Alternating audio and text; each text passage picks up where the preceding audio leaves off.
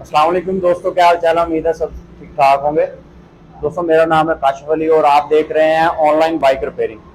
दोस्तों आज हम आपको बताएंगे कि आप अपनी बाइक का 125 CG 125 सी जी ड्रीम या क्रॉन की जो भी बाइक्स हैं या होंडा CD70 कोई भी बाइक है आपकी, आप उसका एक्सीलेटर कैसे नरम कर सकते हैं।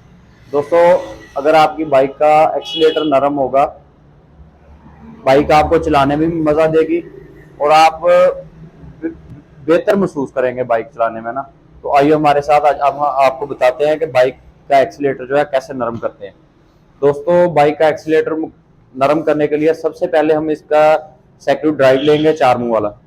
उसके साथ हम इसके ये दोनों बोल्ट खोलेंगे। बोल्ट खोलने के बाद हमने ये इसका होल्डर उतार लेना है ऊपर से।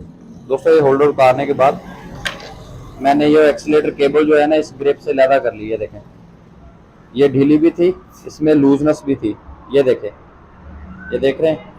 हम इसकी लूजनेस भी ख़त्म करेंगे और आपको बताएंगे कि आप अपनी बाइक की एक्सीलेटर कैसे नरम कर सकते हैं। दोस्तों इसमें आपको बाइक एक्सीलेटर नरम करने का तरीका भी पता चल जाएगा और हम इसकी आज जो है ना इसकी एक्सीलेटर मोड भी जो है ना वो भी चेंज करेंगे। ये हमने निकालनी। सबसे पहले जो हम इसे एक्सीलेटर वायर जो है ना इसकी ये साफ करनी है हमने। इसके चूड़ियां है ना, इसमें कचरा वगैरह होता है। जब कचरा वगैरह होगा, जब हम होल्डर इसके ऊपर करेंगे ना फिट, कचरे की वजह से बावकात ये होल्डर की चूड़ियां जो होती हैं वो भी स्लिप हो जाती हैं। ये देख रहे हैं आप।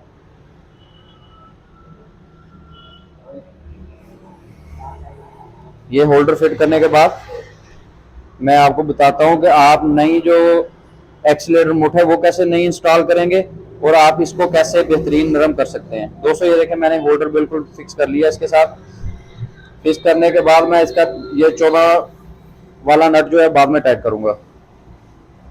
दोस्तों टाइट करने के बाद अगला हमारा प्रोसीजर जो होगा वो ये होगा कि हम इसकी जो मुट है ना वो नए वाली वो इंस्टॉल करेंगे इसमें। ये देखें दोस्तों होगी फिट। अब ये हमारे पास है होंडा की नई एक्सीलेटर मोड। ये देख रहे हैं आप। दोस्तों इसको इंस्टॉल करने से पहले ना हम पहले इसको अच्छी तरह साफ करेंगे। साफ करने के बाद ग्रीस नहीं देनी है हमने इसे ना, हमने इसे साफ ऑयल लगाना है। ये देख रहे हैं।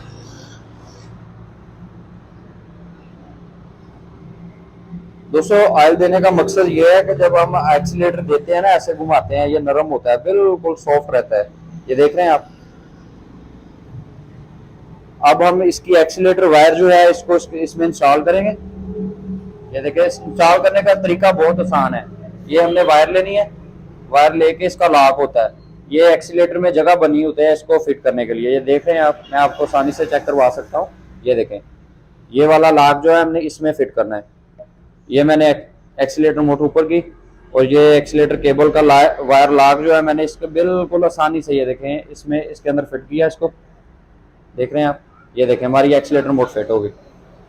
अब दोस्तों इसको जब हमने फिट करना है ना मुकम्मल तौर पे, ये देख रहे हैं आप, इसको ऐसे एक्सीलेटर को फुल ऐसे पीछे करके पकड़ लेना है। पकड़ने के बाद जो है ना हमने इसको ऑयल देना है, ऑयल करना है, ऑयल साफ लगाना है। जो मेन चीज़ है ना वो ऑयल साफ होना चाहिए। जो आप एक्सीलेटर की जो है ना एक्सीलेटर को ऑयल दे रहे हैं वो साफ, बिल्कुल साफ होना चाहिए। दोस्तों ये देख रहे हैं आप, 2-3 बार ऐसे पुश करेंगे, आपकी बाइक की जो एक्सीलेटर है वो बिल्कुल नरम हो जाएगी।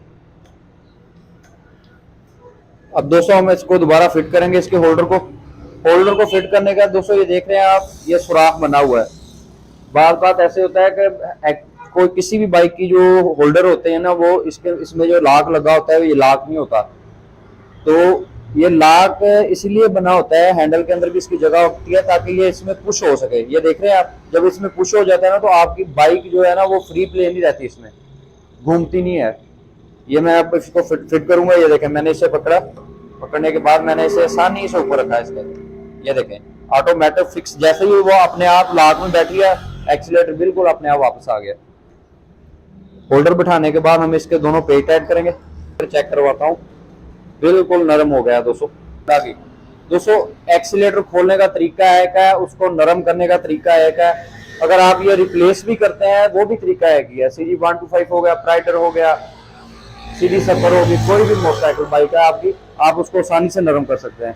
दोस्तों आज की हमारी वीडियो देखने के लिए बहुत बहुत शुक्रिया।